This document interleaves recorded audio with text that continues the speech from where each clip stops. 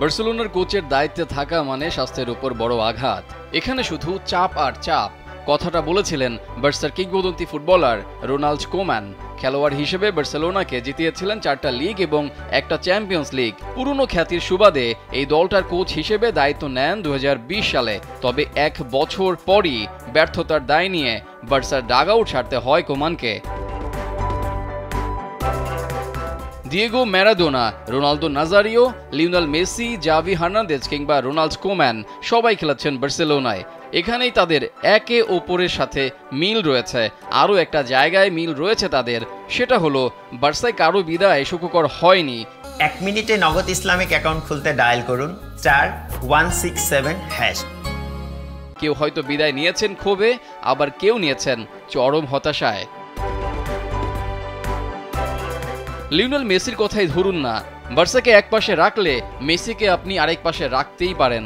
একটা সময় মেসির অর্থ ছিল বার্সেলোনা, বার্সাই মেসি। সেই মেসির বিদায়টা হয়েছে চোখের জলে। বিদায়বেলা বার্সার সর্বকালের সেরা ফুটবলার মেসিকে নিয়েও বার্সা কর্তৃপক্ষের কোনো আক্ষেপ ছিল না।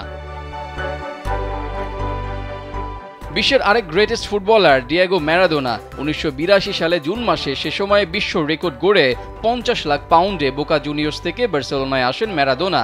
সিজার লুইস মেনোত্তির অধীনে রিয়াল মাদ্রিদকে হারিয়ে কোপা দেল রের শিরোপা জেতেন হ্যান্ড অব গড খ্যাত কিংবদন্তি। কোপা দে লা লিগা এবং সুপার কোপার শিরোপাও এনে দিয়েছিলেন বার্সেলোনাকে। তবে তার বিদায়টাও সুখকর হয়নি। নানা বঞ্চনা আর অপবাদ নিয়ে বার্সা ছাড়তে হয় ম্যারাডোনাকে।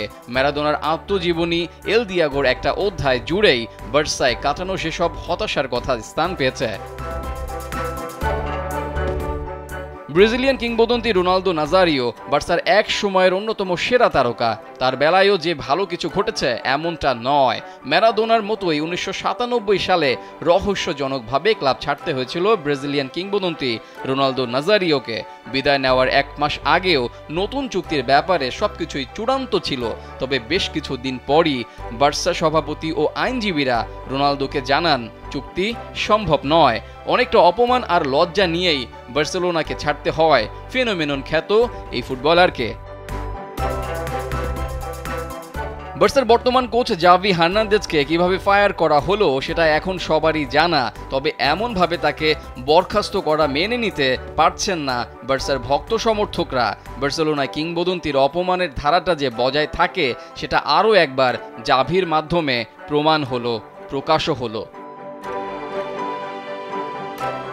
রেজাউল করিম, কালবেলা।